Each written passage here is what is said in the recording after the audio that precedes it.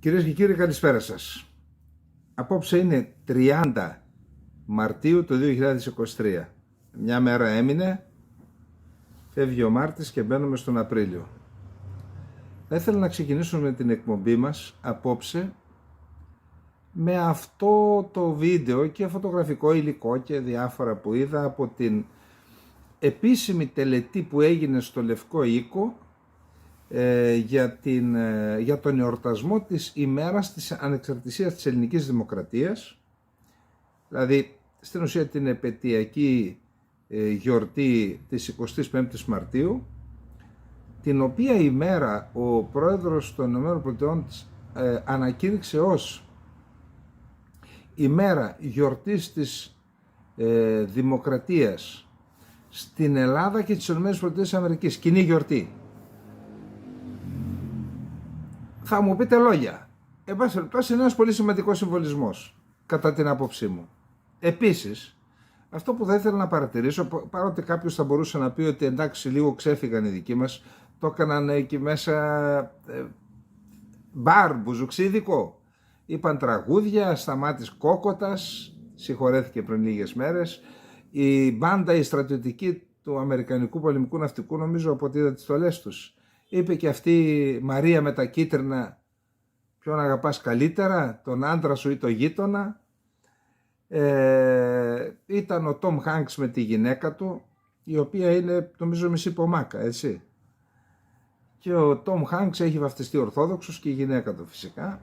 Έχει σπίτι στην Αντίπαρο και όλοι αυτοί οι άνθρωποι που βρίσκονται εκεί ασφαλώς είναι Αμερικανοί πολίτες, ασφαλώς είναι υποχρεωμένοι, όσοι είναι στο κράτος, έχουν δώσει όρκο και είναι υποχρεωμένοι να υπερασπίζουν τα συμφέροντα αυτής της χώρας.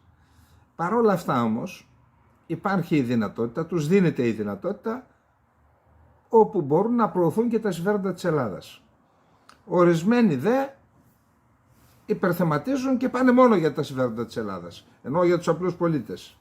Για να μην σας πω ότι υπάρχουν άνθρωποι που ακόμα από τους Βαλκανικούς πολέμους και από το Μακεδονικό αγώνα ήταν στην Αμερική, τα παράτησαν όλα και ήρθαν εδώ, πολέμησαν και κάποιοι πέθαναν. Αφήστε όμως τους παλιούς να πάμε στους καινούριους. Σήμερα λοιπόν ζει στις ΗΠΑ ένας αριθμός, κάποιοι λένε 1 εκατομμύριο, άλλοι 2, άλλοι 3 εκατομμύρια, γιατί βάζουν 5ης και 6ης γενιάς που δεν έχουν καν ελληνικά ονόματα, δεν ξέρουν ελληνικά. Ορισμένοι λένε ότι είναι ελληνικής καταγωγής αλλά δεν έχουν συνείδηση. Λένε με αυτούς μαζί είμαστε γύρω στα 3 εκατομμύρια στις ΗΠΑ.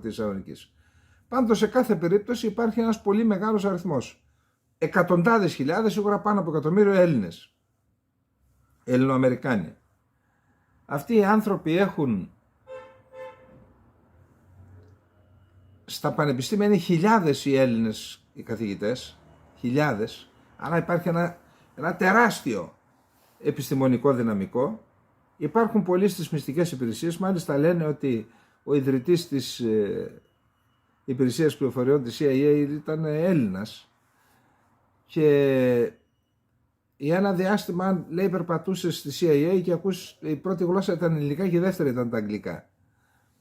Άρα έχουμε και εκεί πολύ κόσμο. Στο στρατό έχουμε πολύ κόσμο, ναυτικό, αεροπορία και σε ανώτατα αξιώματα, σταυρίδες κτλ. Έχουμε και στη διοίκηση, στο κοινοβούλιο, βουλευτές και γερουσιαστές. Εδώ υπάρχει ένα ζήτημα λοιπόν.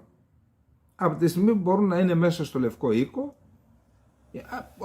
ένα παράδειγμα, ο πρέσβης των ΗΠΑ στην Ελλάδα είναι Έλληνας και με συνείδηση ελληνική.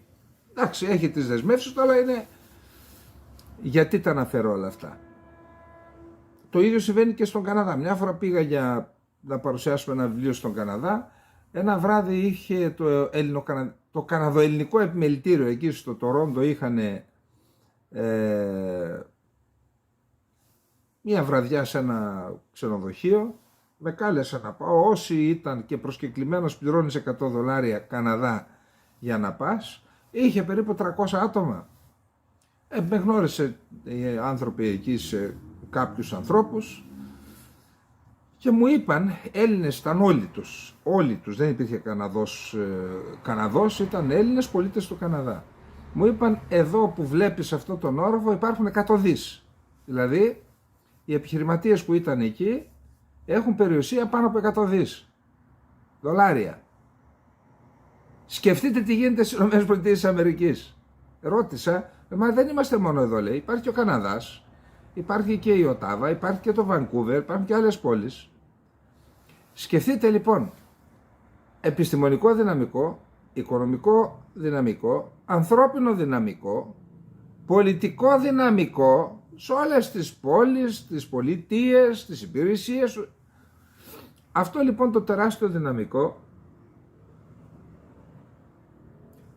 θα πρέπει να υπάρχει μια εθνική στρατηγική, όπως κάνουν άλλα κράτη, όπως για παράδειγμα το Ισραήλ. Να το χρησιμοποιεί και να εκμεταλλεύεται αυτή τη δύναμη όπως το επιτρέπουν, επαναλαμβάνω, αν και το Ισραήλ το κάνει και χωρίς να επιτρέπεται, όσο το επιτρέπουν και το νομικό καθεστώς σε κάθε χώρα. Εδώ λοιπόν υπάρχει ένα ζήτημα. Η Ελλάδα είναι το εθνικό κέντρο, έτσι ονομάζεται. Και μάλιστα κάναμε αυτό το κράτος θυσιάζοντας ελληνικές κοινότητες σε όλη τη λεκάνη της Μεσογείου, στον Εύξηνο Πόντο, στην Αφρική, παντού. Ήταν το μεγάλο τίμημα για να κάνουμε αυτό το κράτος. Και αυτό το κράτος έχει ηθική υποχρέωση, αλλά και εθνικό χρέος, να αποτελεί το εθνικό κέντρο και να έχει ένα δόγμα για τον ελληνισμό που βρίσκεται έξω από αυτά τα σύνορα. Και αυτό το δόγμα δεν είναι τίποτα άλλο που να λειτουργεί αυτό το κράτος με τέτοιο τρόπο που να ενώνεται το σώμα του έθνους. Τώρα ορισμένοι θα πούνε το έθνος, τι λέξεις είναι αυτές. Τι να κάνουμε, υπάρχει. Είναι πολιτικός όρος, είναι το έθνος, το ελληνικό έθνος. Μέρος του ζει στην Ελλάδα, 10 εκατομμύρια ζουν εδώ και άλλα 10 εκατομμύρια έξω. Εδώ λοιπόν δεν υπάρχει τίποτα. Άμα δείτε ποιο είναι τώρα στις θέσεις αυτές, θα σας πιάσει μαρασμός, εθνική κατάθλιψη. Ποιοι χειρίζονται τώρα και προηγούμενοι και ποιοι χειρίζονται θέματα του απόδημου ελληνισμού. Εν πάση περιπτώσει, ένας τρόπος είναι να έχουμε επικοινωνία μέσα από τα ηλεκτρονικά. Εκεί η κατάσταση είναι τραγική, έτσι. Εννοώ για την Earth World. Είναι τραγική. Όταν πάω στο εξωτερικό και ανοίγω στα ξενοδοχεία να δω όποιο έχει το Earth World, είναι τραγική η κατάσταση.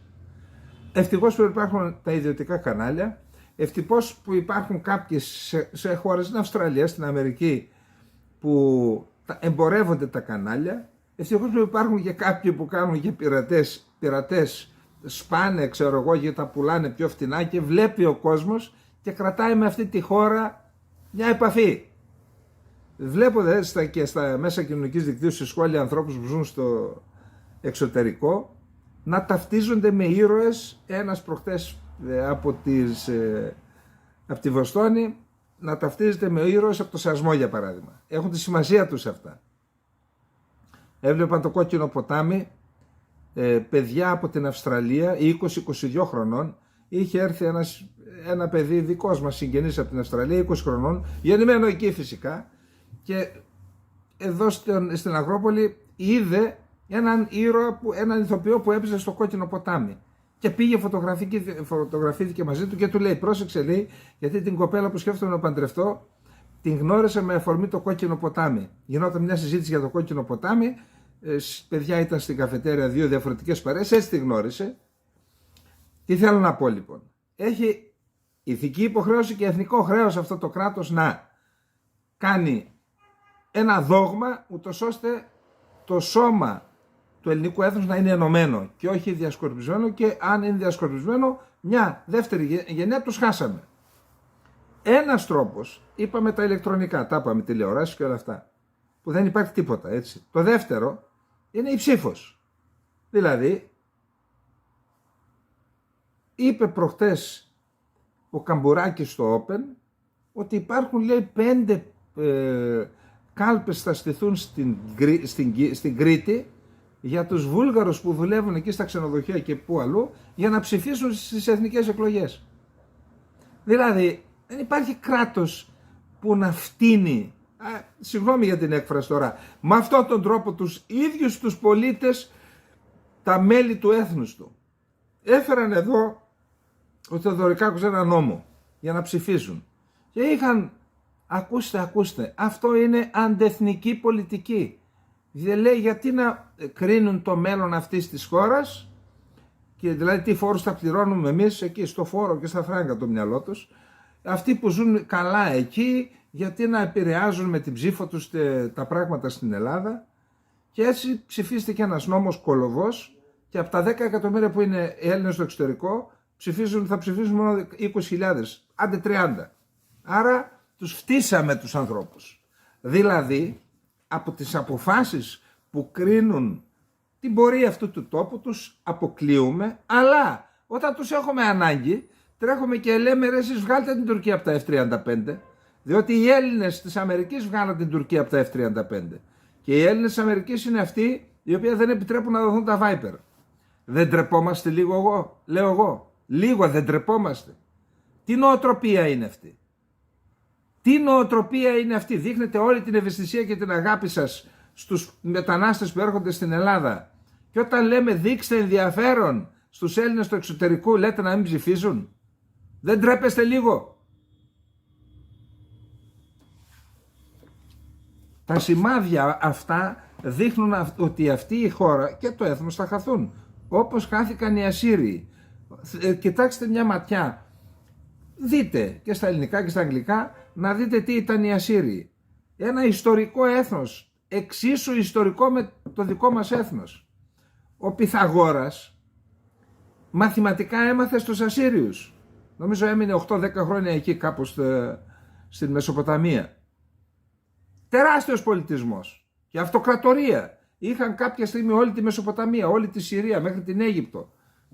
Χάθηκαν γιατί δεν φρόντισαν να προστατεύσουν το έθνος τους. Χάθηκαν ως κράτος και τώρα κινδυνεύουν να χαθούν και ως έθνος. Λοιπόν, δεν είναι καλά λοιπόν αυτά τα σημάδια και επειδή εκλογές έρχονται, δεν ακούς. Ο πολιτικός λόγος είναι πραγματικά να κλείνεις τα αυτιά σου και τα μάτια σου. Αυτά που ακούς. Είναι επιχειρήματα όλα αυτά. Μιλάει κανείς για το μέλλον αυτού του τόπου. Μιλάει για να έχει ένα όραμα. Για να γίνει το κράτος. Να λυθούν τα προβλήματα και να αποκτήσει όραμα ο τόπος. Μιλάει κανείς για το έθνος, για τους Έλληνες στο εξωτερικό. Λοιπόν, πραγματικά ντροπή. Πάμε. Ουκρανία, πόλεμος. Πόλεμος πατήρ πάντων. Τι πατήρ πάντων? Τι πατήρ πάντων διελύθηκε μια ολόκληρη χώρα που πώς πατήρ πάντων? Λοιπόν, ακούστε. Διαβάζω ότι έφτασαν στην Ουκρανία 18 Leopard 2 γερμανικά, 3 πορτογαλικά, το είπαμε και χθες, και 8 ισπανικά θα φτάσουν σε λίγες μέρες. Δηλαδή φαίνεται, τώρα δεν ξέρω αν έχουν φτάσει και άλλα και δεν μας το λένε, φαίνεται ότι σιγά σιγά συγκροτούνται μονάδες τεθωρακισμένων μηχανοκίνητου πεζικού και σχηματισμοί είτε τεθωρακισμένων ή μηχανοκίνητου πεζικού που θα αποτελέσουν την σιδερένια γροθιά για την αντεπίθεση, γιατί έχουμε κάποια σημάδια της αντεπίθεσης, θα δούμε παρακάτω. Ο Ζελένσκι παραπονέθηκε χωρίς να κοτονομάσει τη χώρα ότι μια χώρα του έστειλε ελαττωματικό αντιαεροπορικό σύστημα. Δεν είπε ποια χώρα είναι. Τώρα είναι ελαττωματικό, δεν ήξερα να το χειριστούν, δεν ξέρω. Πάντως κάνει παράπονα, έχει φρικτά παράπονα από τους δυτικούς και λέει αν δεν δώσετε όπλα δεν πρόκειται. Πάμε να δούμε λίγο τι γίνεται στα μέτωπα. Στο πεδίο των επιχειρήσεων ο ρωσικός στρατός συνέχισε τις ανελαίητες επιθέσεις της πόλης Μπαχμούτ και Αντβίβκα, αλλά και στην Κρεμίνα που είπαμε, αλλά μόνο με οριακά εδαφικά κέρδη, ενώ έχασε μεγάλο αριθμό τεθωρακισμένων σύμφωνα με το Βρετανικό Υπουργείο Άμυνας. Αντίθετα, ο εκπρόσωπος των ρωσόφωνων συμμάχων, των Ρώσων, άστατα ρωσόφωνων, συμμάχων της Μόσχας στο Ντονέτσκ, Ντένις Πουσίλιν, υποστήριξε ότι ο βασικός όγκος των Ουκρανικών δυνάμεων αποσύρθηκε από μια μεταλλουργία που αντιπροσώπευε βασικό οχυρό του στο δυτικό τμήμα του Μπαχμούτ και ότι ο ρωσικός στρατός σημειώνει πρόοδο.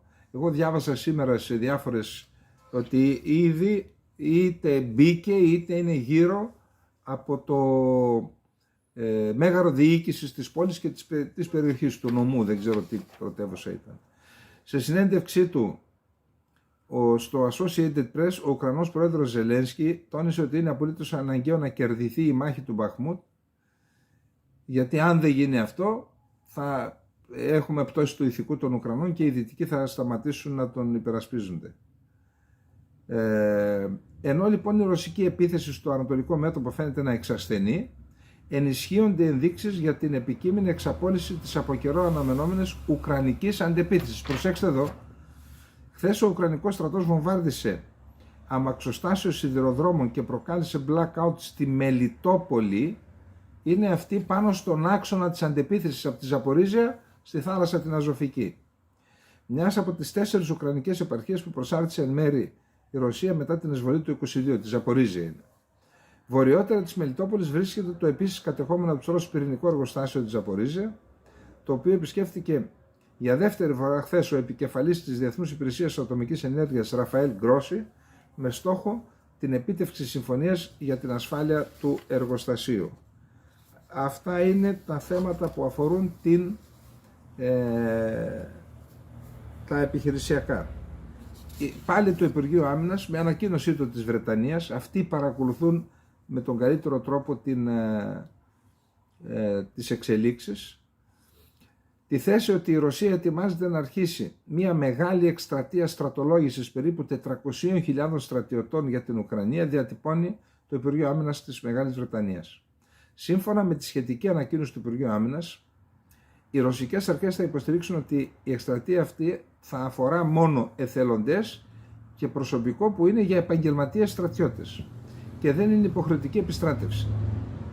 Αυτό λοιπόν λέει ότι αυτό θα επικαλεστεί, δεν θεωρεί ότι θα πετύχει το στόχο των 300.000 το Βρετανικό Υπουργείο Άμυνας και ότι και να βρεθεί ο κόσμος έχει άλλα διαρθρωτικού χαρακτήρα προβλήματα ο ρωσικός στρατός, όπως σύγχρονα οπλικά συστήματα, ανταλλακτικά και πυρομαχικά. Άρα λέτε δεν θα σωθεί με μερικές εκατοντάδες χιλιάδες, 2, 3, 4 εκατοντάδες χιλιάδες στρατιώτες που θα συγκεντρώσει.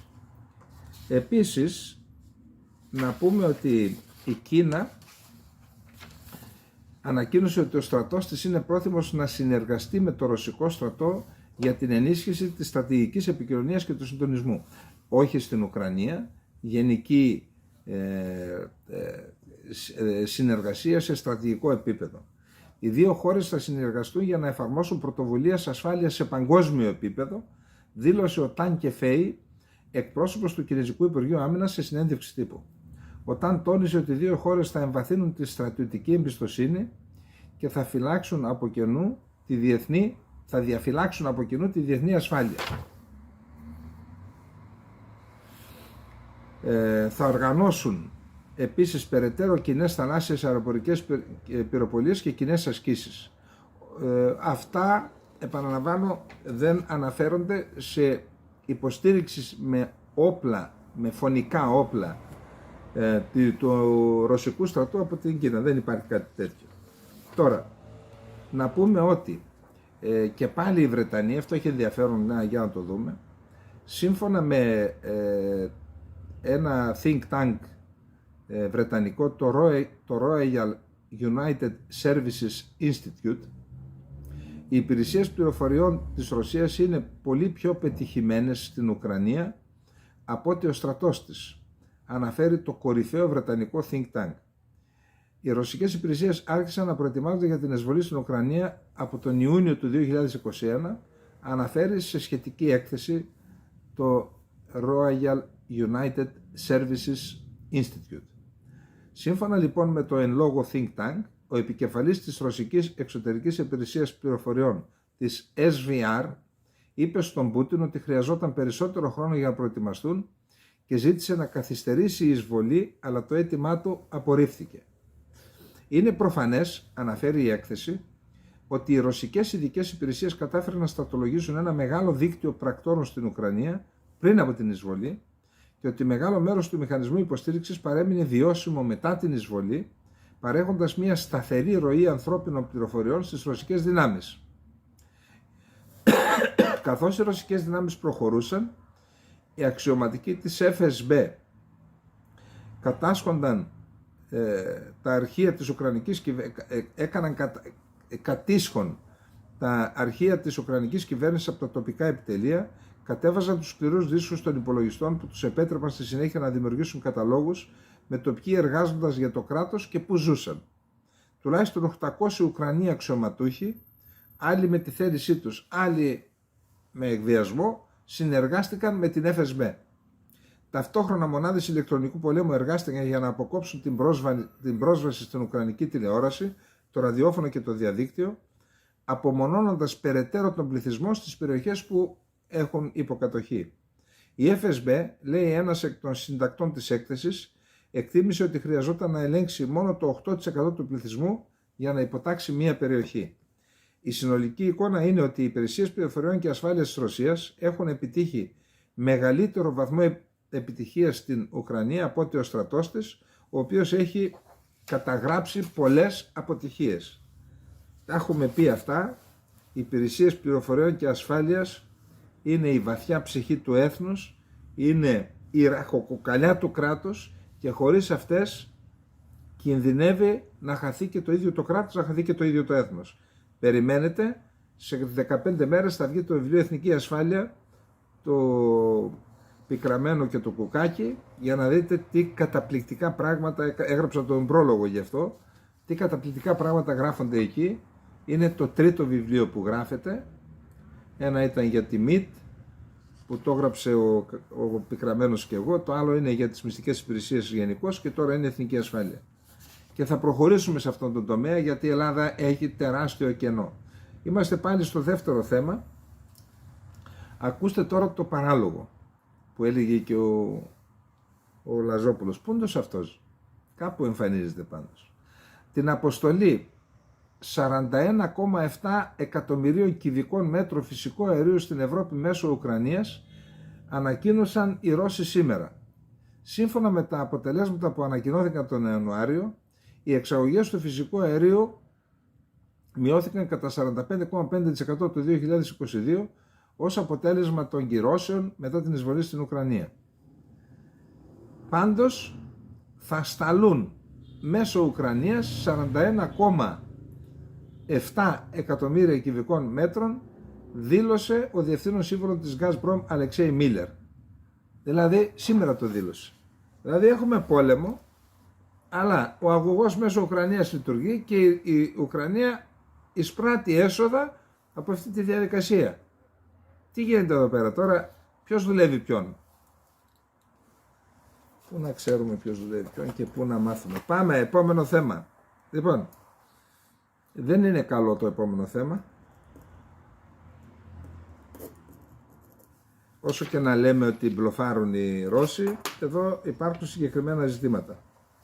Λίγες μέρες μετά την ανακοίνωσή του ότι σκοπεύει να εγκαταστήσει τακτικά πυρηνικά όπλα στη Λευκορωσία, ο Πούτιν πόνταρε και πάλι στο πυρηνικό χαρτί, επιδιώκοντας να πιέσει τους Αμερικανούς και τους Δυτικούς στο Ουκρανικό με την πραγματοποίηση μεγάλης κλίμακας ασκήσεων που αφορούν τη μετακίνηση και τη χρήση διυπηρετικών πυράβλων που μπορούν να μεταφέρουν φυσικά πυρηνικές κεφαλές που μπορούν να καταστρέψουν όχι μόνο μια χώρα, ίσως και ολόκληρο τον κόσμο. Όπως ανακοίνωσε το Ρωσικό Υπουργείο Άμυνας, οι ασκήσεις άρχισαν χθες σε 3 περιοχές της Ανατολικής Σιβηρίας με τη συμμετοχή 3.000 στρατιωτών και 300 οχημάτων μεταφοράς βαλιστικών πυράβλων τύπου YARS. Χτυπήστε στο διαδίκτυο να δείτε τι είναι. Οι εν λόγω διπυρωτικοί πύραυλοι μπορούν να φέρουν πυρηνικές κεφαλές, έχουν βελληνικές περίπου 11.000 χιλιόμετρα και αποτελούν την ραχοκοκαλιά του ρωσικού πυρηνικού απλοστασίου. Παράλληλα με την έναρξη των ασκήσεων, ο Ρώσος αναπληρωτής υπουργός εξωτερικών Σεργέη Ριαπκόφ ανακοίνωσε χθες ότι η Μόσχα σταμάτησε κάθε ανταλλαγή πληροφοριών με την Ουάσιγκτον για το πυρηνικό της οπλοστάσιο. Τον περασμένο μήνα, η Ρωσία ανέστειλε την εφαρμογή της Συμφωνίας Ελέγχου των Πυρηνικών Όπλων New Start που είχαν υπογράψει το 2010 οι πρόεδροι τότε των δύο χωρών, Ομπάμα και Μετβέντεφ. Βάσει της συμφωνίας, κάθε μία από τις δύο πυρηνικές δυνάμεις έδινε ανατακτά χρονικά διαστήματα πληροφορίες για το οπλοστάσιό της και έγκαιρη πληροφόρηση για τις πυρηνικές δοκιμές. Στις ίδιες δηλώσεις ο Ριαπκόφ υποστήριξε ότι η ανακοίνωση του Βλαντιμίρ Πούτιν για την εγκατάσταση τακτικών πυρηνικών όπλων στη Λευκορωσία ήταν αναγκαία λόγω της βαθύτατα ανεύθυνης στάσης των δυτικών ελίτ έναντι των λαών τους και της διεθνούς ασφάλειας στο Ουκρανικό, προσθέτοντας ότι τώρα θα πρέπει να αντιμετωπίσουν τη νέα πραγματικότητα. Ελπίζουμε ότι οι αξιωματούχοι του ΝΑΤΟ θα εκτιμήσουν σωστά τη σοβαρότητα της κατάστασης. Είναι προφανές ότι χρησιμοποιούν την απειλή, τον εκβιασμό των πυρηνικών όπλων για να πετύχουν την υποχώρηση ή τη μείωση της υποστήριξης των Δυτικών στην Ουκρανία. Υπάρχει και ένα άλλο, δεν θα το διαβάσουμε σήμερα γιατί έχει φύγει ο χρόνος, υπάρχει ένα άλλο άρθρο, ίσως θα το δούμε αύριο, που αφορά πάλι τις πυρηνικές κεφαλές που διαθέτουν οι δύο χώρες και μιλά για ανατροπή στις πυρηνικές ισορροπίες. Θα το δούμε ίσως αύριο για να δούμε και τα υπόλοιπα θέματα, να μην αδικήσουμε τα άλλα θέματα. Πάμε στο επόμενο θέμα. Λοιπόν, είναι γνωστό, θυμάστε, ότι καταρχάς υπογράφηκε πέρυσι η Συμφωνία AUKUS. Η συμφωνία με την οποία Αυστραλία,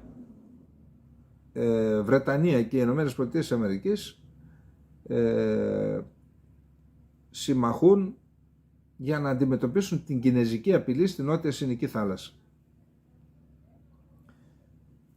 Πριν από λίγες μέρες συναντήθηκαν οι πρωθυπουργοί της Αυστραλίας και της Βρετανίας με τον πρόεδρο των ΗΠΑ και συμφώνησαν αφενός μεν να δοθούν πυρηνικά υποβρύχια στο πολεμικό ναυτικό της Αυστραλίας. Αυτή η συμφωνία επέτρεψε στην Ελλάδα να πάρει τις Μπελαρά, γιατί θα είχαμε υποστεί μεγάλες πιέσεις για να πάρουμε αμερικάνικα πλοία, αλλά δόθηκε ένα μικρό αντίδωρο στη Γαλλία που έχασε τη συμφωνία των 37 δισεκατομμυρίων δολαρίων για υποβρύχια γαλλικής κατασκευής που είχε συμφωνήσει με την Αυστραλία. Αυτή λοιπόν η ενέργεια, και εκτός του ότι οι ΗΠΑ συμφώνησαν να δώσουν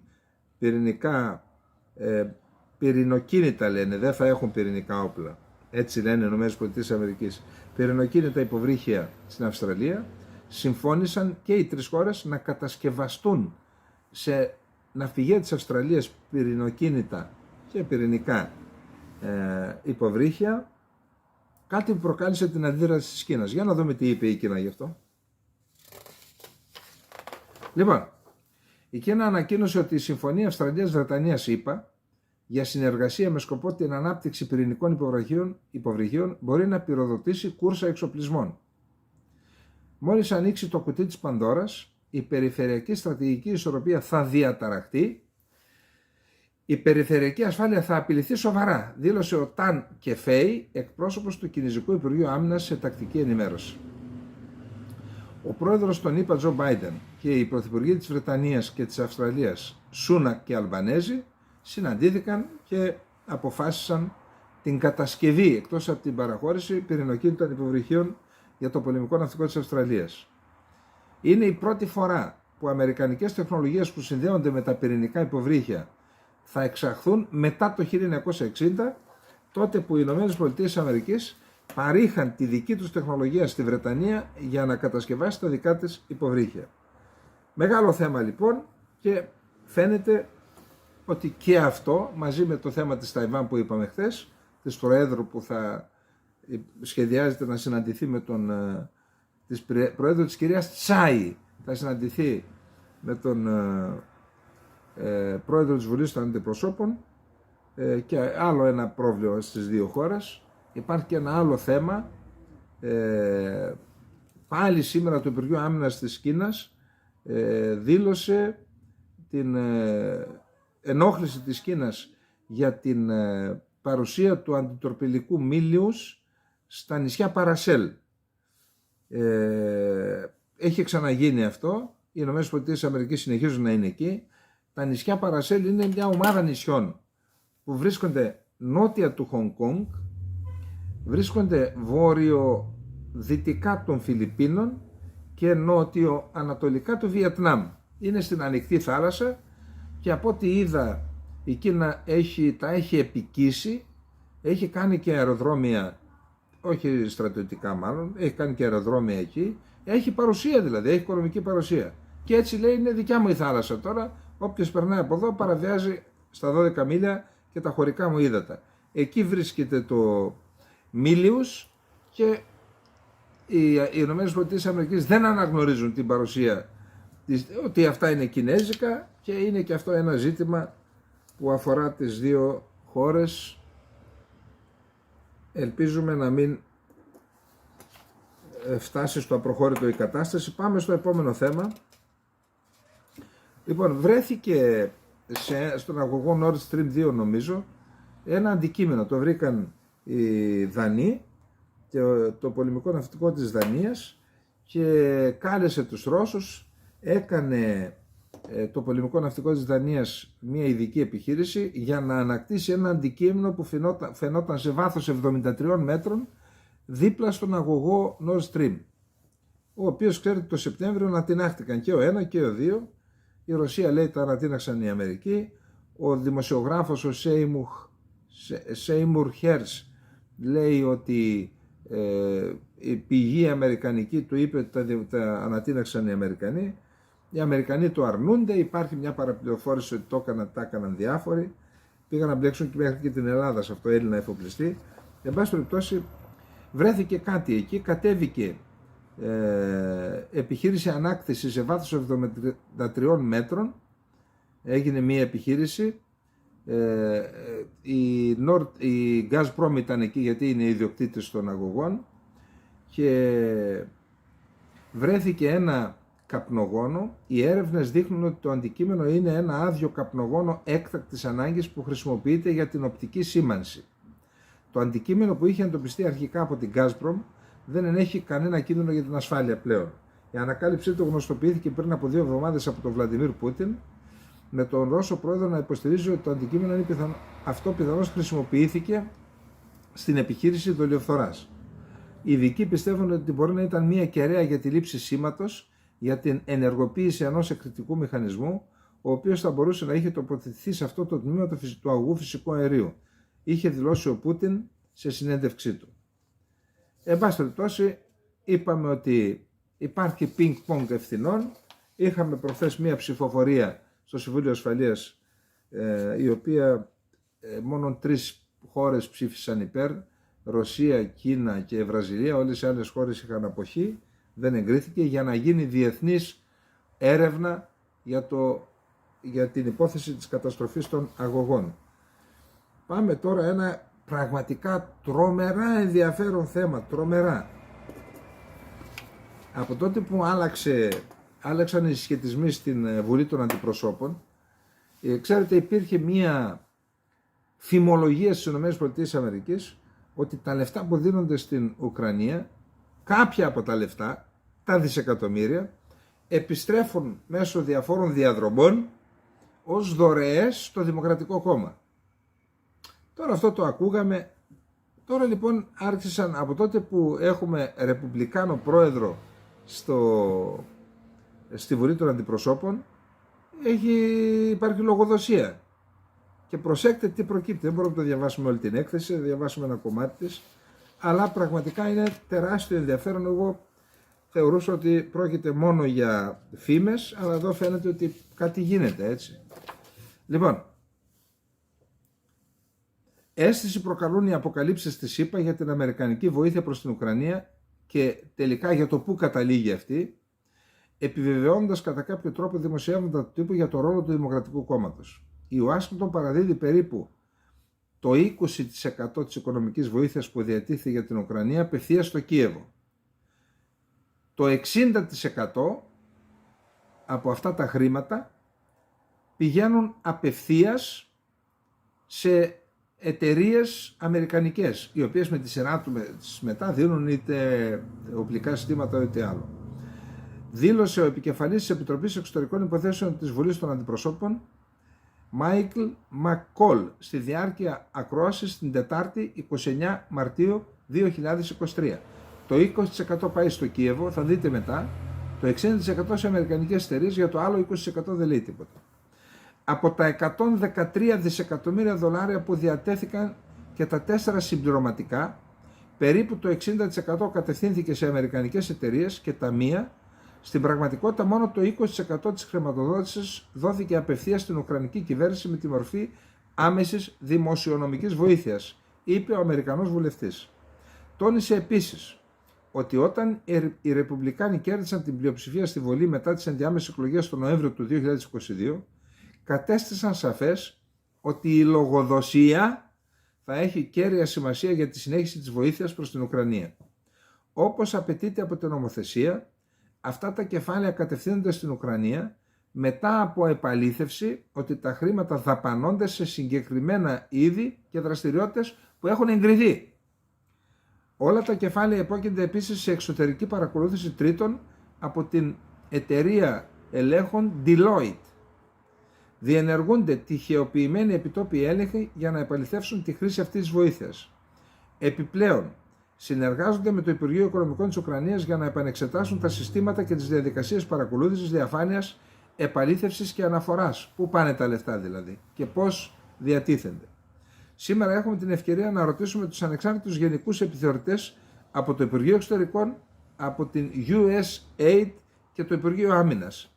Είναι η πρώτη φορά που εμφανίζεστε και οι τρεις ενώπιον κάποιας επιτροπής για να συζητήσει η Επιτροπή τον υποπτικό σας ρόλο και τους 64 προγραμματισμένους και ανεξελίξει ελέγχους και αναθεωρήσεις της βοήθειας των ΗΠΑ προς την Ουκρανία, είπε ο Πρόεδρος προς τους εκπροσώπους, τους επιθεωρητές του Υπουργείου Εξωτερικών της USAID και του Υπουργείου Άμυνας.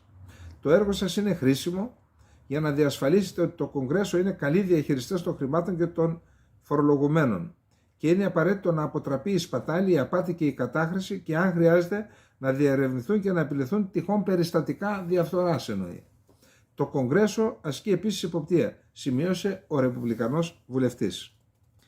Ο πρόεδρος της Βουλής των Αντιπροσώπων, Κέβιν Μακκάρθι, προειδοποίησε το Φεβρουάριο ότι οι Ρεπουμπλικάνοι δεν θα επιτρέψουν τη χορήγηση απεριόριστης και μη απολύτως δικαιολογημένης βοήθειας στην Ουκρανία.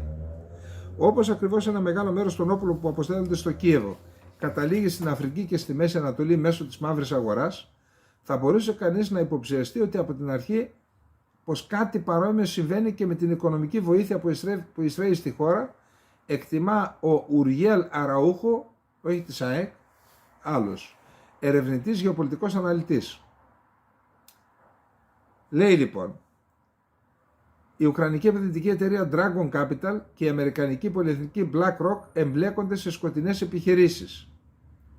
Ο Αμερικανικός κολοσσός BlackRock, ο μεγαλύτερος διαχειριστής περιουσιακών στοιχείων στον κόσμο, απέκτησε ισχυρή βάση στη χώρα τον Νοέμβρη με υπογραφή μνημονίου συναντήληψης με το Υπουργείο Οικονομικών της Ουκρανίας για τη συγκέντρωση χρηματοδότησης με στόχο την ανοικοδόμηση στη χώρα. Προσέξτε τώρα, η εταιρεία αυτή έχει μεγάλη ιστορία. Είναι αποδέκτης κατηγοριών για διαφθορά και περιβαλλοντική ζημιά στο Μεξικό και ο διευθύνων σύμβουλός της, Larry Fink, βρίσκεται στο μάτι του κυκλώνα από το Δεκέμβριο. Η BlackRock, η οποία διαχειρίζεται ροές πολλών δισεκατομμυρίων δολαρίων, επιχειρηματικών κολοσσών και πολιτιών, φιλοξενεί την αφρόκρεμα της οικονομικής ελίτ των ΗΠΑ, που πάνε τα 100 τόσα δις. Τον Ιανουάριο του 2023, μιλώντας στο εμπορικό επιμελητήριο, ο Ζελένσκι καυχήθηκε ότι η BlackRock, καθώς και η JP Morgan και η Goldman Sachs έχουν ήδη γίνει μέρος του ουκρανικού τρόπου, χωρίς να διευκρινίσει ποιος είναι αυτός ο τρόπος. Η προαναφερθήσα JP Morgan, για παράδειγμα, έχει μεγάλη συμμετοχή σε αμυντικές βιομηχανίες των ΗΠΑ. Αυτές οι γιγάντιες εταιρείες κερδίζουν βασικά από την παράταση της σύγκρουσης, ενώ επενδύουν τα κέρδη τους σε έργα ανοικοδόμησης στην Ουκρανία. Διπλασιάζουν τα κέρδη. Επιπλέον, σύμφωνα με δημοσιεύματα ουκρανικών μέσων, υπάρχει η αναπόφευκτη σύνδεση με το δίκτυο του George Soros. Άλλος ευυπόληπτος κύριος, έτσι. Το οποίο έχει τεράστια παρουσία στην Ουκρανία, το δίκτυο Soros. Το δεξί χέρι του δισεκατομμυρίουχου εκεί φαίνεται να είναι ο ολιγάρχης Τόμας Φιάλα, ιδρυτής και διευθύνων σύμβολος της Dragon Capital, η οποία συνεργάζεται με την BlackRock. Καταλάβετε πιστεύω τι γίνεται, έτσι. Αυτή η εταιρεία, η Dragon Capital, επιβλέπει τα δυτικά κεφάλαια που μεταφέρονται στη χώρα με στόχο την καταπολέμηση της διαφθοράς και την προώθηση ορισμένων μεταρρυθμίσεων. Μέρος αυτών των κεφαλαίων προέρχεται από τα κατασχεθέντα αποθέματα χρυσού και συναλλάγματος της Ρωσίας. Λέγεται λοιπόν, εμπλέκεται και ο γιος του Biden, δεν θέλω να το διαβάσω αυτό, αφήστε το. Άστα να πάνε που λένε. Πάμε τώρα, ερχόμαστε πιο κοντά στα δικά μας. Λοιπόν, προχθές το ΚΙΣΕΑ ενέκρινε την προμήθεια των πυράβλων Spike Loss. Είναι πύραυλοι κατά βάση αντιαρματικοί, Ισραηλινοί. Λέγεται ότι μπορούν να αλλάξουν την πορεία μιας μάχης και ενός πολέμου. Καταπληκτικά όπλα, βελληνικές 30 χιλιόμετρα. Έχουμε συμφωνήσει να αγοράσουμε ένα συγκεκριμένο αριθμό, τώρα δεν χρειάζεται να τα πούμε εδώ. Δεν είναι απόρριτο γιατί στη συμφωνία αναφέρονται, αλλά πάντως στα νησιά και στον Εύρο που θα τοποθετηθούν, ό,τι επιχειρήσει να προσεγγίσει θα καταστρέφεται. Να το ξαναπούμε. Ό,τι επιχειρήσει να προσεγγίσει. Άρμα, τεθωρακισμένο όχημα ή ακόμα και σκάφος αποβατικό θα καταστρέφεται. Αυτό λοιπόν πόνεσε στην Τουρκία και είχαμε αντιδράσεις. Για να δούμε τι αντιδράσεις είχαμε. Επίσημες ακόμα όχι. Αλήθεια. Διάβασα ότι θα πάει ο Παναγιτόπουλος στις 4 Απριλίου στην Τουρκία, ο Υπουργός Άμυνας. Τι πάει να κάνει? Είναι προφανές ότι υπάρχει ένα ευρύτερο σχέδιο, θέλουν να μας πιέσουν, να μην έχουμε εντάσεις στην Ανατολική Μεσόγειο. Υπάρχει ένα σχέδιο, το έχουμε πει αυτό, θα το ξαναπούμε, όχι απόψε. Αλλά δεν μπορεί να λειτουργεί έτσι η Ελλάδα. Αν ένας απ' έξω δεν κάνει αυτό, κάνει εκείνο και να το κάνουν. Δεν γίνεται αυτό το πράγμα. Δηλαδή, οι σύμμαχοί μας που κάναμε τις τριμερείς, τι θα πούνε? Τι πάει να κάνει τώρα ο Παναγιτόπουλος? Μας έβρισαν, μας απείλησαν, μας είπαν θα μάθουμε μπάνιο. Μας είπαν θα μας ρίξουν τον ταϊφούν. Μας είπαν θα έρθουν βράδυ. Τι άλλαξε? Άλλαξε τίποτα? Πήραν τίποτα από όλα όσα έχουν κάνει πίσω? Τίποτα δεν πήραν πίσω. Γιατί πάει? Δεν μπορώ να καταλάβω. Πάμε τώρα. Με αρνητικά σχόλια δημοσιοποιούν τα τουρκικά ΜΜΕ την προμήθεια των πυραυλικών συστημάτων Spike Loss για τις ελληνικές ένοπλες δυνάμεις που εγκρίθηκαν προχθές από το ΚΙΣΕΑ. Η εφημερίδα Τουρκία, εθνικιστική εφημερίδα, εθνικιστική παύλα Ισλαμιστική, με τίτλο «Επικίνδυνο βήμα της Ελλάδας με την αγορά των Spike». Ναι, επικίνδυνο, όχι για μας, για σας. Για σας αγαπητοί σύμμαχοι και γείτονες, τι να κάνουμε? Δηλαδή όταν παίρνετε εσείς όπλα και επέρεστε και την ίδια στιγμή όταν παίρνει η Ελλάδα, κατηγορείται την Ελλάδα, αυτό δεν είναι μια κανονική τρέλα, ένας παραλογισμός? Τουλάχιστον συμπεριφερθείτε έντιμα, λέτε κάνουμε εμείς, όπλα παίρνουν και οι Έλληνες. Τι είναι αυτά? Τι είναι αυτά? Να βγαίνει ο Ακάρ τώρα που θα πάει ο κύριος Παναγιτόπουλος να το θυμάται και να λέει αδίκως εξοπλίζεστε γιατί επιβαρύνει το ελληνικός λαός και εμείς θα σας... αυτά για μας δεν είναι τίποτα. Λοιπόν πάμε.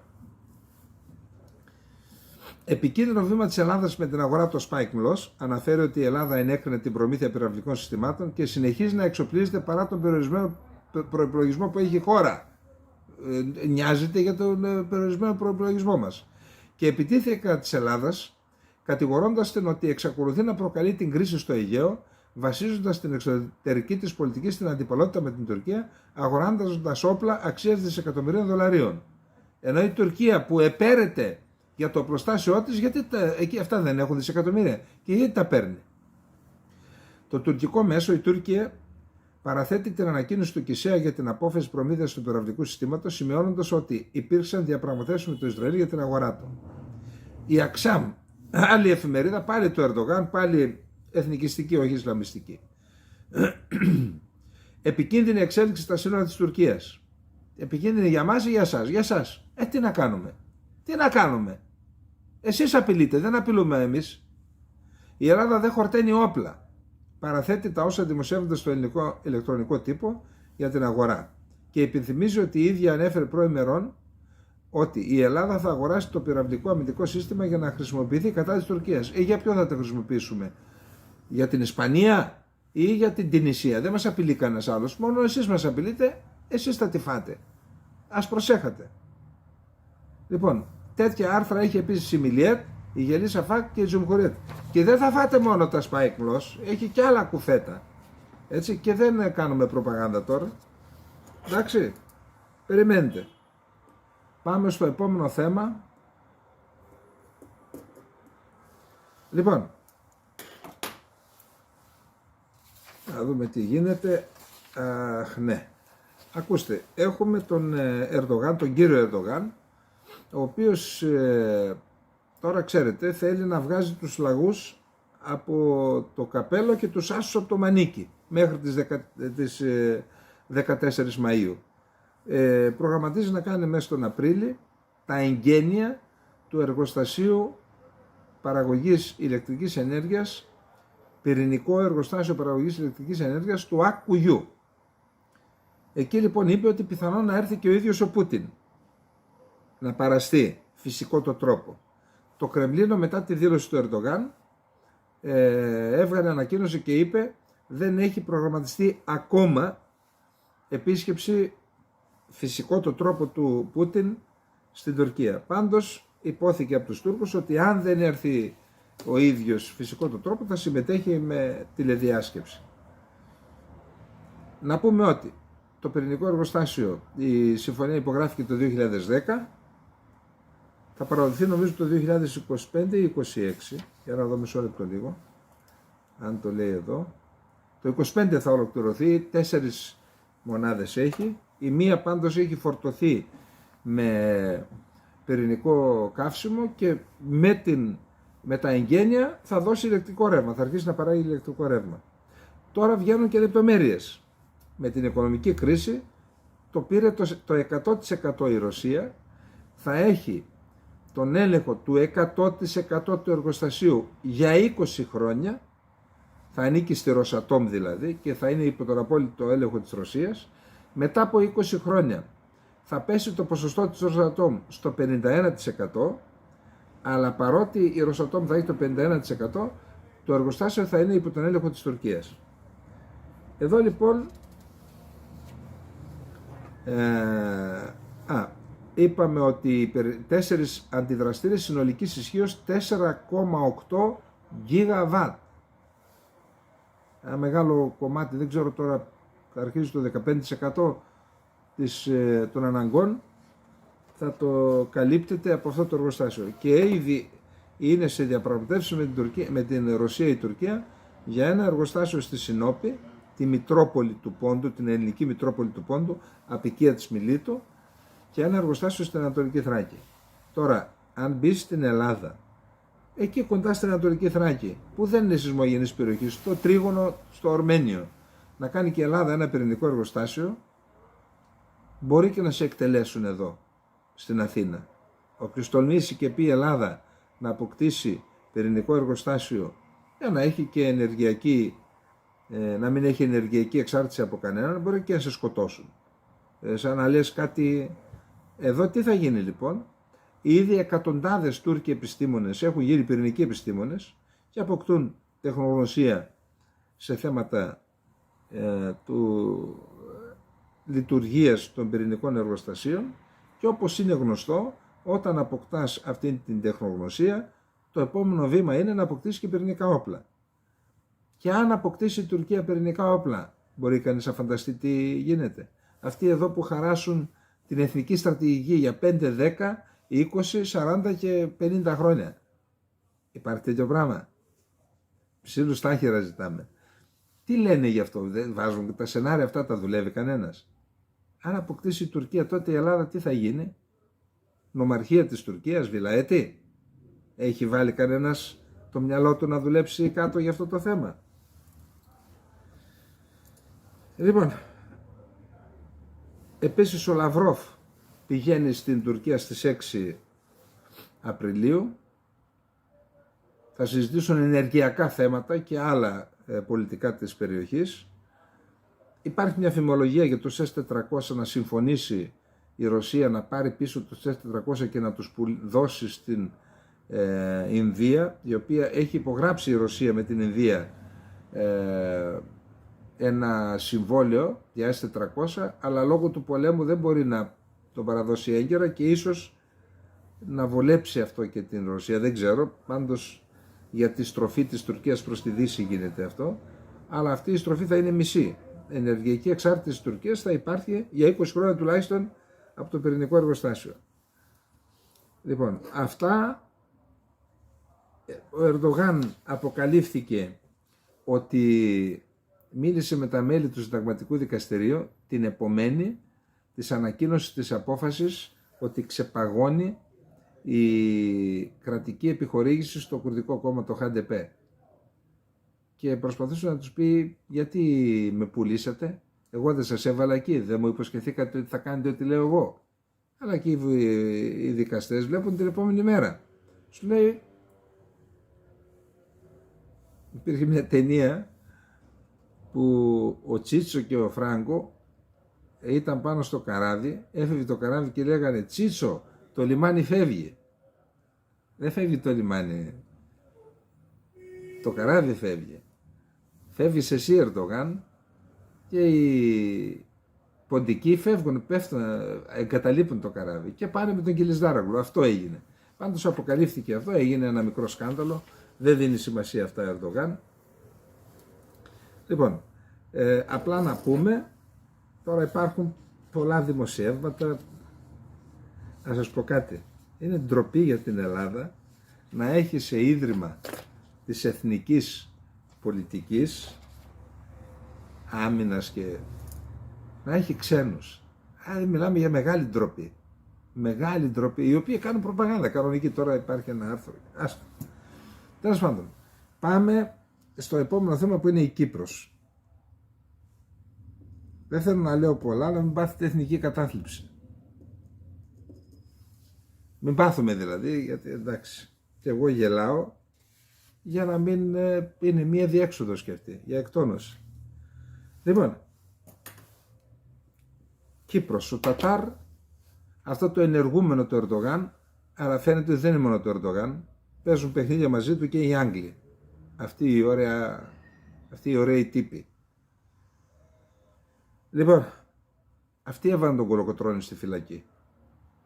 Αυτοί σας προτείνω να ψάξετε στο διαδίκτυο και να βρείτε την ταινία «Η Δίκη» και δείτε το ρόλο του Άγγλου Επιτρόπου. Αυτοί βάλαν τον Κολοκοτρώνη στη φυλακή, αυτοί είναι υπεύθυνοι για πολλά, για την Κύπρο φυσικά. Δέχθηκαν λοιπόν τον Τατάρ πενθήμερη επίσκεψη στο Λονδίνο. Μεταξύ άλλων μίλησε ο Τατάρ, ένας λογιστής ενός μεγάλου απατεώνα, ο οποίος ήταν Τουρκοκύπριο που ζούσε του Ασίλ Ναντήρ. Ζούσε στην Αγγλία, τον έδιωξαν οι Άγγλοι, είναι ένας μεγάλος απατεώνας, λογιστής του μεγαλοαπατεώνα ήταν ο Τατάρ, αυτός είναι. Και τώρα επειδή είναι ενεργό, τον έκανε ο Ερντογάν εκεί πέρα να είναι μια μαριονέτα. Πήγε λοιπόν και να μιλήσει στο King College του Λονδίνου. Τι να πει ο κακομοίρης αυτό στο King College. Είναι τα παιχνίδια των Άγγλων αυτά και μίλησε και σε ένα κανάλι. Για να δούμε τι είπε, σε ένα ραδιόφωνο. Να δούμε τι είπε. Εκεί ο δημοσιογράφος ευτυχώς το τάχωσε έστω και ψηλοδιπλωματικά. Λοιπόν, στο Κυπριακό αφιέρωσε μία ώρα προγράμματος το βράδυ της Τετάρτης ο δημοφιλής ραδιοφωνικός σταθμός του Λονδίνου LBC με αφορμή την πενθήμερη επίσκεψη στη Βρετανική πρωτεύουσα του Τατάρ. Στην εκπομπή φιλοξενήθηκε τηλεφωνικά και ο βουλευτής της Κυπριακής Δημοκρατίας στο Ηνωμένο Βασίλειο, Ανδρέας Κακουρής, ο οποίος είπε ότι ο Τατάρ τόνισε ότι εμείς θέλουμε δύο κράτη. Ο Κακουρής είπε ότι δεν γίνονται αποδεκτά τα δύο κράτη, ενώ σημείωσε ότι η τουρκική πλευρά δεν θέλει να εργαστεί για την επανένωση του νησιού. Άλλος πάλι με την επανένωση. Καλά, συγγνώμη, ο Τούρκος κατέχει το νησί, έχει στρατό πάνω, γιατί να δεχτεί την επανένωση, όπως τη λες εσύ. Αν όμως του έλεγες ότι εμείς είμαστε έτοιμοι θέλουμε την απελευθέρωση του νησιού είτε με το καλό είτε με το κακό. Με το καλό ελάτε στο τραπέζι των διαπραγματεύσεων να δούμε πώς θα φύγετε χωρίς να ετοιμαστείτε. Με το κακό θα σας πετάξει η εθνική φρουρά συνεπικορούμενη από τις ελληνικές ενόπλες δυνάμεις, θα σας πετάξει στη θάλασσα. Ποιο από τα δύο προτιμάτε? Μόνον έτσι. Τι θα πει επανένωση? Τι είναι αυτά τα φλόρικα? Επανένωση. Λοιπόν, ο παρουσιαστής της εκπομπής Ian Dale, γνωστός δημοσιογράφος και πολιτικός σχολιαστής στη Βρετανία, φιλοξένησε αρχικά τον Τατάρ και είπε ο πρόεδρος της Βόρειας Κύπρου, δεν είπε του κράτους, πρόεδρος Βόρειας Κύπρου. Λέγοντας όμως ότι ηγείται μιας οντότητας που δεν αναγνωρίζεται διεθνώς παρά μόνο από την Τουρκία. Ο Τατάρ είπε ότι υπάρχουν δύο κυρίαρχοι λαοί στο νησί, συνιδιοκτήτες της Κυπριακής Δημοκρατίας. Άλλη αντίφαση, τρέλα έτσι. Λέει εγώ είμαι πρόεδρος της Κυπριακής Δημοκρατίας, αλλά οι Τουρκοκύπροι είναι συνιδιοκτήτες της Κυπριακής Δημοκρατίας, την οποία όμως δεν αναγνωρίζω και την οποία θεωρώ ότι είναι και τελευταίσα, θανούσα από το 1963. Μιλάμε παλαβομάρες, κανονικές όμως, και δεν το λέω σκόπιμα έτσι. Αυτή είναι η... Είπε ότι οι Ελληνοκύπροι απέρριψαν το σχέδιο Ανάν και οι Τουρκοκύπροι έχουν τη δική τους κυριαρχία και το δικό τους κράτος. Είπε πρέπει να υπάρχουν δύο κράτη, το ένα δίπλα στο άλλο, και να συνεργάζονται σε μια σειρά από τομείς, και αυτό λέει είναι κρίσιμο το να υπάρχουν δύο κράτη για την ύπαρξη και την ευημερία των Τουρκοκυπρίων. Φοβούνται ότι αν υπάρχει ένα νέο κράτος, οι Τουρκοκύπροι δεν θα ακούν την Άγκυρα, θα συνεργάζονται με τους Ελληνοκύπριους, μπορεί και να αφομοιωθούν, γι' αυτό φοβούνται. Σου λέει στρατό και μαστίγιο από πάνω τους. Στο ερώτημα αν η λύση ενός ενιαίου κράτους είναι νεκρή, ο Τατάρ ισχυρίστηκε ότι οι Τουρκοκύπροι έχουν υποφέρει πολύ στο παρελθόν λόγω της επιδίωξης της Ένωσης με την Ελλάδα. Ο δημοσιογράφος λέει, μα δεν υπάρχει κάτι τέτοιο λέει σήμερα. Δεν ισχύει. Και λέει όχι, θέλουμε λύση πρακτική, λειτουργική και ρεαλιστική, λέει ο Τατάρ.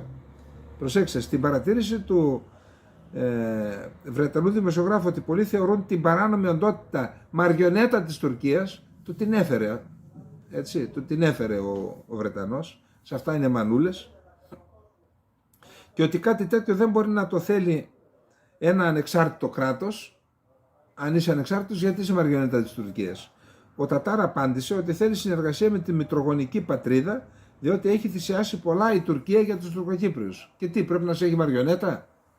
Μέσω της Τουρκίας μπορούμε να επιβιώσουμε με ανεξαρτησία και με την αξιοπρέπειά μας. Δεν θα δεχτούμε ποτέ να είμαστε μειονότητα. Γιατί? 18% είστε, δηλαδή τι είστε, πλειονότητα? Ο Τατάρ αντέδρασε δε στην επανειλημμένη χρήση της λέξης εισβολή από τον παρουσιαστή. Δεν του αρέσει η λέξη εισβολή. Πώς θα την ονομάσουμε? Εισβολή και κατοχή. Λέγοντας ότι οι Τουρκοκύπροι κάλεσαν την Τουρκία να επέμβει για να τους προστατέψει. Στην εκπομπή παρενέβη λοιπόν ο πρέσβης της Κυπριακής Δημοκρατίας, ο Ανδρέας Κακουρής, και είπε ότι σε περίπτωση που δεν το ξέρουν οι ακροατές σας, το νησί της Κύπρου είναι διαιρεμένο λόγω της συνεχιζόμενης τουρκικής κατοχής μετά την εισβολή του 1974. Αυτά και άλλα πολλά, και πάμε στο τελευταίο, το κερασάκι στην τούρτα. Τι νομίζετε, ότι έτσι θα τελειώναμε? Λοιπόν, παρεμπιπτόντως αύριο γίνεται στην Λευκοσία τριμερής των Υπουργών Εξωτερικών Ελλάδας, Κύπρου, Ισραήλ. Γεωγραφικά τα παίρνω από εδώ προς τα εκεί. Είναι σημαντική, ελπίζουμε να έχει μεγάλη επιτυχία. Εγώ το πρωί το άκουσα, δεν το πίστευα, μέχρι που το ψάξα και είναι αλήθεια. Χθες ο κύριος Παπαδημούλης, ως συντονιστής της Ευρωομάδας της Αριστεράς, κατέθεσε τροπολογία στο Ευρωκοινοβούλιο, την οποία και υιοθέτησε η Επιτροπή του Προϋπολογισμού, σύμφωνα με την οποία αντιτίθεται στεναρά στη χρήση οποιασδήποτε ενωσιακής χρηματοδότησης για την κατασκευή φραχτών ή τυχών στα εξωτερικά σύνορα της Ένωσης. Και αυτό θα έχει ως αποτέλεσμα την μη ευρωπαϊκή χρηματοδότηση του φράχτης του εύρου.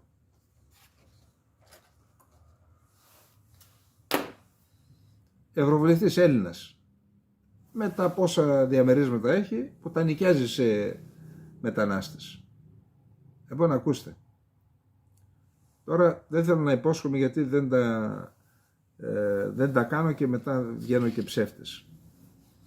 Έκανα μια έκθεση, όχι απόρριτη, δούλεψα και έκανα μια έκθεση για την επιχείρηση του τουρκικού κράτους για εισβολή και κατοχή χρησιμοποιώντας αλλοδαπούς χωρίς όπλα, εισβολή και κατοχή της συνοριακής πύλης των Καστανιών, που ξεκίνησε τις 28 Φεβρουαρίου του 2020.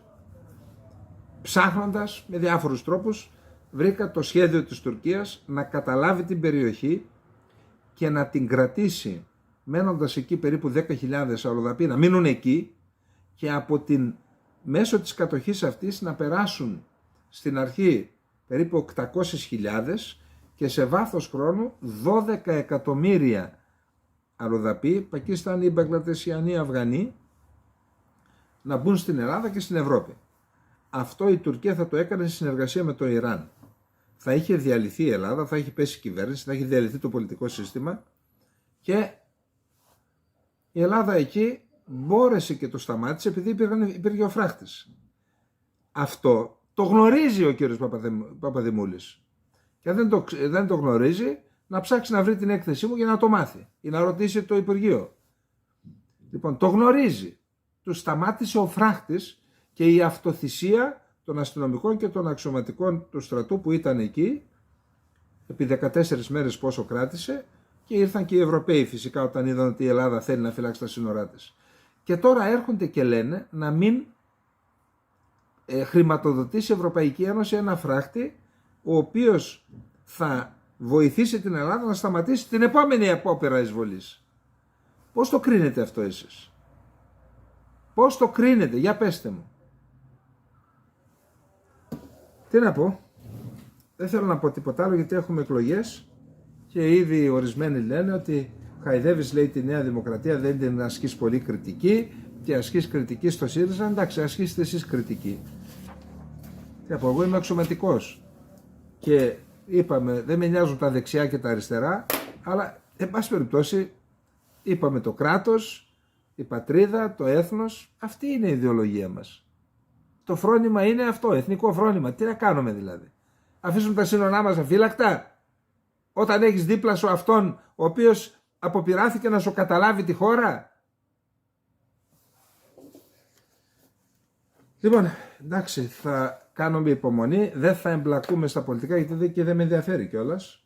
Εντάξει, δεν με ενδιαφέρει. Οι εκλογές δεν με ενδιαφέρουν. Κρίνεται η τύχη της χώρας, αλλά όπως είναι στημένο το παιχνίδι, δεν με ενδιαφέρει. Αυτή η αθλιότητα που βλέπω στα μέσα μαζικής ενημέρωσης μου προκαλεί αναγούλα, να μην ακούω έναν άνθρωπο να μιλάει τη φωνή της λογικής, να λέει το όνειρό του για την Ελλάδα, για την κοινωνία, για τους νέους, για το δημογραφικό, για το μεταναστευτικό, για την ηθική άμυνα, για τους Έλληνες του εξωτερικού, της Βορείου Υπήρου, της Κύπρου. Κανένας δεν λένε τίποτα. Λοιπόν, αυτά. Μπορεί να στεναχωρηθήκατε, αλλά αυτή είναι η πραγματικότητα. Τι να κάνουμε? Στείλτε μου εσείς σχόλια με καλά πράγματα, να κάνω μια εκπομπή μόνο με καλά. Χαχαχά, χουχού, να χαιρόμαστε. Στείλτε μου. Κάντε μου προτάσεις να την κάνω. Λοιπόν, καληνύχτα σε όλους και όλες.